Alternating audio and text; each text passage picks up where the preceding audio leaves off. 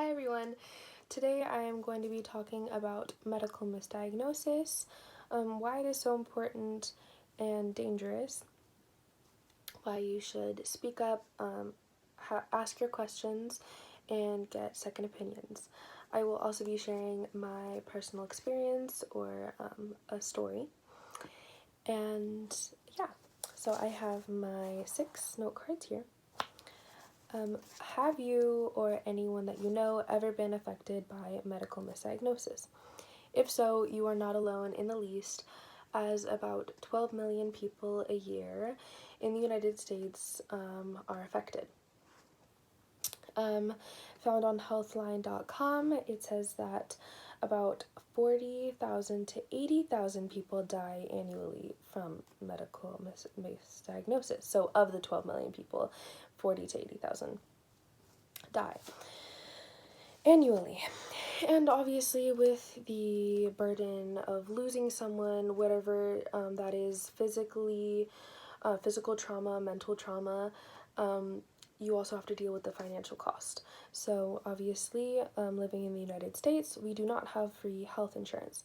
So having to pay for a medication that was not actually necessary is really something that a lot of people in the United States cannot afford, and tends to happen much too often, as about 33% of the 12 million people are permanently damaged, whether that's death or just having to deal with it physically. So having to pay for an unnecessary surgery, having to pay for an unnecessary medication, procedure, whatever it is, while possibly then not being able to pay for whatever you actually need as a result from being misdiagnosed. You're paying for something you don't need, while whatever you do need, you might not be able to afford that. So it's very common in the United States, and we are a country that does not have free health insurance. So it is a real bummer for a lot of people, to say the least. Another nail in the coffin as to why it's so important to ask questions is because 20 to 30% of the 12 million people misdiagnosed a year are women/minorities. So this is obviously a big one and very disappointing, as it's just another thing to add on top of what minorities in the United States need to look out for. I am quite passionate about this topic. I am passionate about learning, about spreading awareness, because it is quite literally potentially life or death. So it's not something small. It's not something to take lightly. And I'm also passionate because it's shockingly common in the United States, and it targets minorities who are already targeted more than really anybody else in the United States. So with that being said, my father, Jose Luis, is from Mexico and came here at a very young age all by himself, was the first of our family to ever come here, or on his side of the family to ever come here. And he does have a thick accent, and we have ran into quite a few obstacles, or he has ran into quite a few obstacles with doctors not taking him seriously or not respecting his opinion, kind of think that he doesn't know what he's talking about. So we have quite a few frustrating stories, but today I'm going to be sharing the scariest and most recent experience that he's had. So in May 2018, he was diagnosed with hyperthyroidism, and he had to start taking medication very quick, soon after being diagnosed, because it is dangerous. And about a week after taking this medication, he starts to itch all over his body. And it was actually acid bubbles bursting inside of his body. And while he did have acid bubbles bursting outside of his body, being visible through blisters, he actually had 2 times the amount inside of his body. And he went to his first doctor, and they chalked it up to just being allergic reaction to a new lotion, cologne, food, pollen, regular allergies. So He went to CVS and got the just an over-the-counter allergy medicine.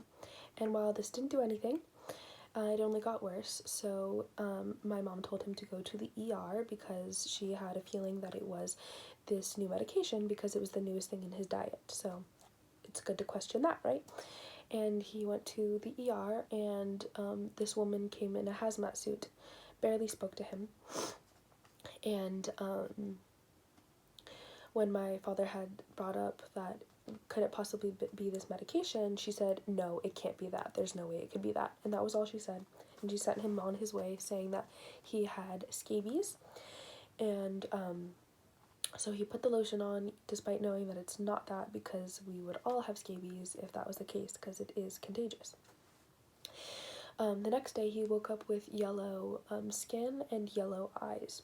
And he went to the ER again, and they had then been saying, oops, turns out that it is an actual allergy to the medication you are taking, and you have acute liver failure. So by this point, it is much too late to get a transplant or a liver or a donor. So he had a 50-50 chance of living and dying. So it was really up in the air. There was nothing that they could do about it. All he could do was, what they said was, drink water and hope for the best.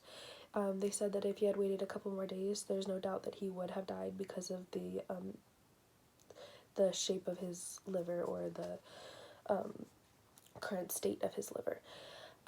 So 3 years later, he's here. He's 100% healed, which is amazing. The doctor said that they were amazed, but nevertheless, this was the situation. The doctors made quite a few mistakes, but my dad never stopped asking questions, and he went to as many doctors as he needed to. He didn't keep on putting the lotion knowing that his skin looked the way that it did, that his eyes looked the way that it did, and that is why he is here today.